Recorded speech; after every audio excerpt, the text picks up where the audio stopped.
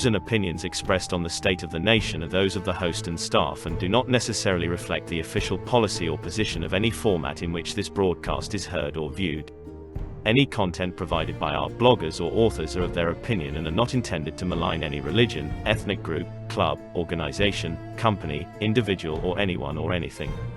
At the State of the Nation, we do not condone violence of any nature to any individual, personal property or governmental body. We support the men and women in blue and stand behind our military and all oath takers.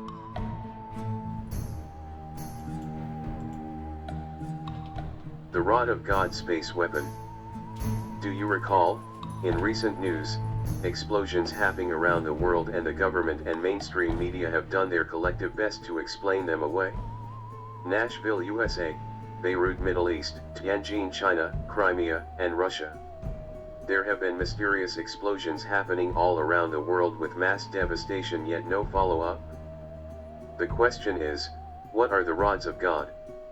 These weapons are pointed rods, around 20 or 30 feet long and several feet in diameter, which have been sent into space via rocket and housed on satellites, where they would then be dropped onto hardened targets like underground bunkers, hardened buildings, or strategic targets such as bridges, water dams, transportation hubs and/or weapon depots. This technology is very far out in both human thought, and miles out in space.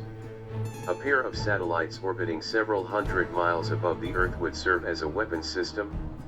One functions as the targeting and communications platform while the other carries numerous tungsten rods, up to 20 feet in length and a foot in diameter, that it can drop on targets with less than 15 minutes notice. When instructed from the ground, the targeting satellite commands its partner to drop one of its darts. The guided rods enter the atmosphere, protected by a thermal coating, traveling at 36,000 feet per second, comparable to the speed of a meteor. The result, complete devastation of the target, even if it's buried deep underground. The two-platform configuration permits the weapon to be reloaded by just launching a new set of rods, rather than replacing the entire system.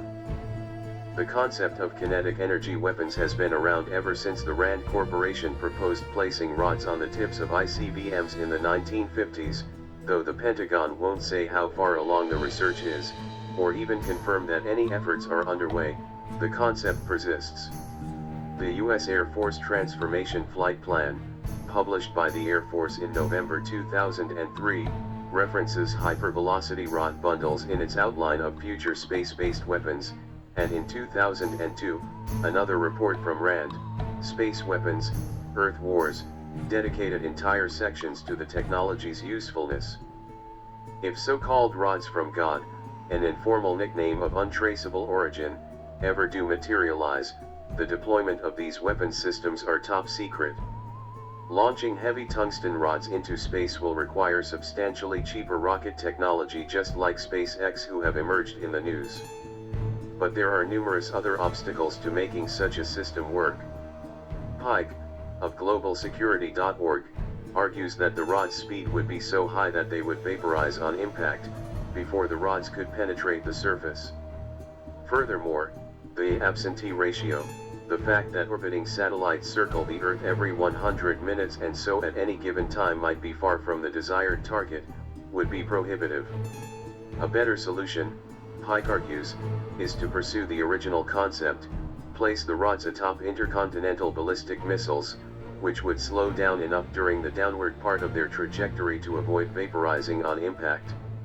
ICBMs would also be less expensive and, since they're stationed on Earth, would take less time to reach their targets. The space-basing people seem to understand the downside of space weapons, Pike says, among them, high costs and the difficulty of maintaining weapon platforms in orbit. But I'll still bet you there's a lot of classified work on this going on right now.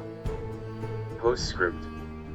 Where though there probably won't be rods from God hurtling through the heavens towards, say, underground Iranian nuclear bunkers, that doesn't mean that the United States' newest branch Space Force is all on its own when it comes to weapons. The Force First weapon system, the counter-communications system, is a land-based, transportable space electronic warfare system that reversibly denies adversary satellite communications, and is literally putting force into the title Space Force. There is so much money that has been earmarked for defense spending that is unaccounted for, and also there are so many dark money earmarks from Congress it can make your head spin. Now you have the knowledge, start digging for yourself. Don't just take my word for it, research it, and become woke on the subject. We have included a concept video for your review. You decide.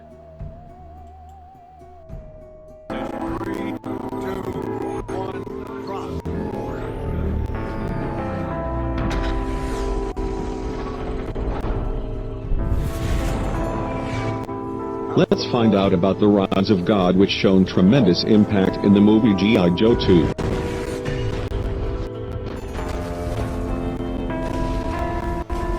Rods of God is a new weapon being developed by U.S. Air Force that uses the kinetic energy. China is also developing the same weapon under the name of the Canes of God. Rods of God has already started to develop since the 1980s. At the beginning, it was planned to drop about 100 tons of spheres, but with the problem of the cost of orbital placement due to its heavy weight, it was converted into a way of destroying ground targets by rapidly dropping thin depleted uranium or tungsten rods. It is a good strategy to reduce weight and increase speed by making it into a rod shape, because the kinetic energy is proportional to the weight and proportional to the square of the velocity. The choice of increasing the velocity is much more effective. Rods of God is planned to destroy a huge area by dropping 12 tungsten rods from an altitude of 1,000 kilometers. Rods of God is a terrifying weapon with many advantages. As it is dropped from a satellite, it can hit the target quickly around the world. Also, the tremendous speed of 11 kilometers per second makes it possible to strike anywhere on the Earth in just 15 minutes. And since there is no power source, it does not emit electromagnetic waves, so detection as well as interception is almost impossible. Rods of God is an environmentally friendly weapon. It may sound crazy, but it is an environmentally friendly weapon because it emits no radioactive contamination, unlike nuclear bomb. Even it gives fatal damage by vaporizing the surface of ground into a plasma state. And rods of God can be an effective strike weapon, since the bunker busters are becoming ineffective. Because more and more facilities such as command centers and weapons facilities are hiding deep within the ground bunkers. It is a fiction that rods of God has the power of nuclear bomb. The idea is to drop a 10 tons of tungsten rod in the speed of 11 kilometers per second. The kinetic energy of an object with 10 tons and 11 kilometers per second is 605 gigajoules.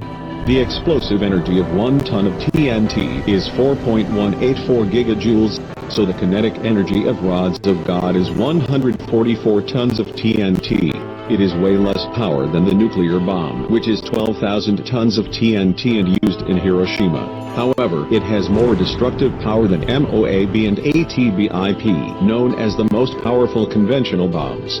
But there are a lot of obstacles to be deployed. First, the cost of placing tens of tons of tungsten rods on orbit is very expensive. The cost of placing 1 kilogram object on orbit is about $50,000 US.